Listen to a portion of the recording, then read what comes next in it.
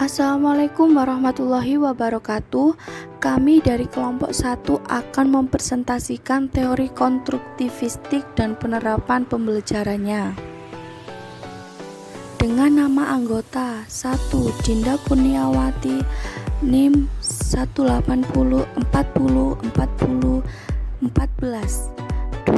Ainur Rosyidah, NIM 180404030.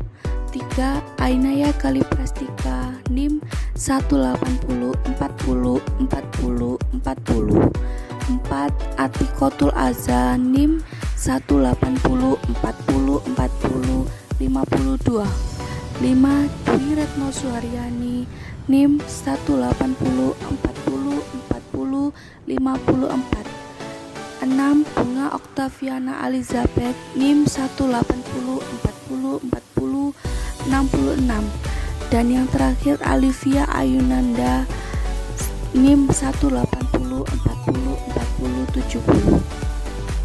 Dalam presentasi kali ini akan dijelaskan teori konstruktivistik menurut beberapa ahli, ciri-ciri teori konstruktivistik, yang ketiga kelebihan kekurangan teori konstruktivistik, dan yang keempat implementasi teori belajar konstruktivistik. Carly menyatakan bahwa konstruktivisme adalah salah satu pandangan tentang proses pembelajaran yang perolehan pengetahuan diawali dengan terjadinya konflik kognitif yang hanya dapat diatasi melalui pengetahuan diri, dan pada akhir proses belajar, pengetahuan akan dibangun oleh anak melalui pengalamannya dari hasil interaksi dengan lingkungannya. Menurut Pujiaji juga menyampaikan bahwa konstruktivisme bertitik tolak dari pembentukan pengetahuan dan rekonstruksi pengetahuan, yaitu mengubah pengetahuan yang dimiliki seseorang yang telah dibangun atau dikonstruk sebelum dari perubahan itu sebagai akibat dari interaksi dengan lingkungannya. Menurut Piaget, bahwa semua pengetahuan adalah suatu konstruksi atau bentukan dari kegiatan atau tindakan seseorang. Pengetahuan bukanlah tentang dunia lepas dari pengamat, tetapi merupakan ciptaan manusia yang dikonstruksikan dari pengalaman atau dunia sejauh di dalamnya.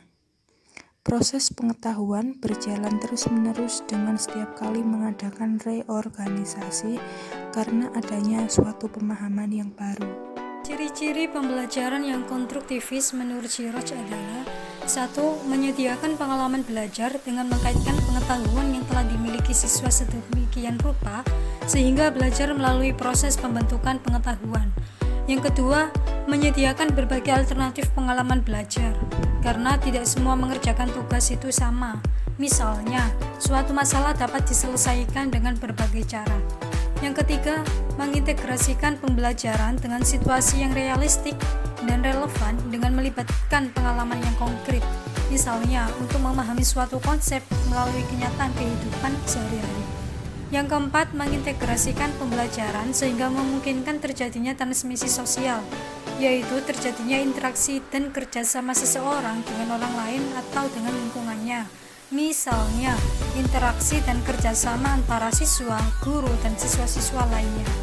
Yang kelima, memanfaatkan berbagai media termasuk komunikasi lisan dan tertulis sehingga pembelajaran menjadi lebih efektif. Yang keenam, melibatkan siswa secara emosional dan sosial sehingga menjadi menarik dan siswa ingin belajar.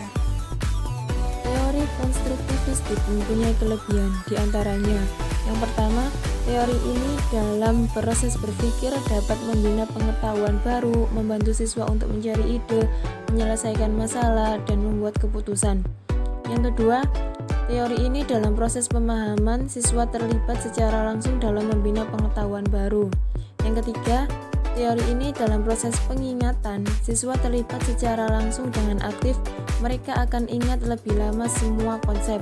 Dan yang keempat, teori ini dalam kemahiran sosial, siswa dapat dengan mudah berinteraksi dengan teman dan guru dalam membina pengetahuan baru.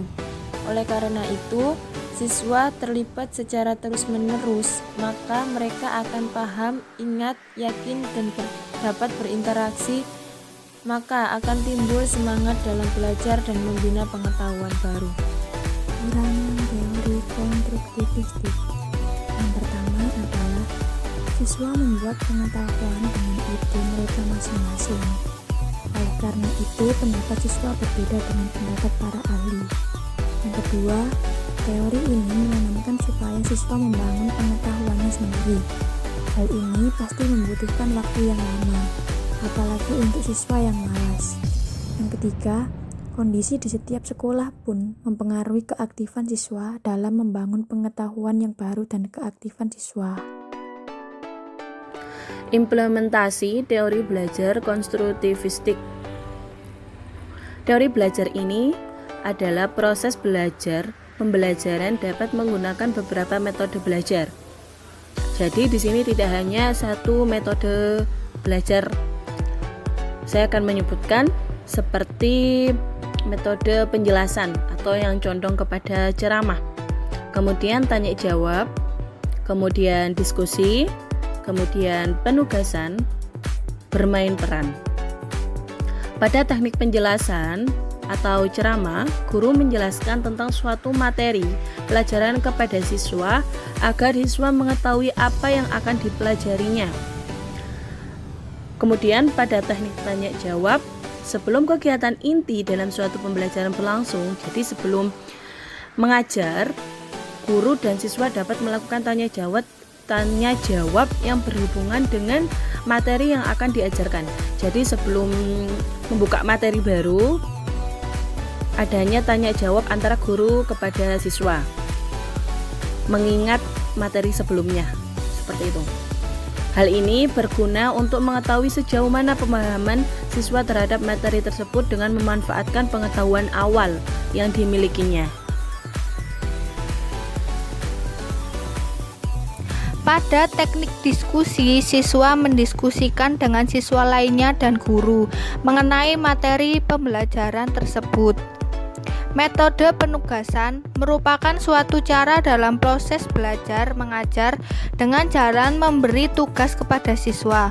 Penggunaan metode ini memerlukan pemberian tugas dengan baik ruang lingkup maupun bahannya.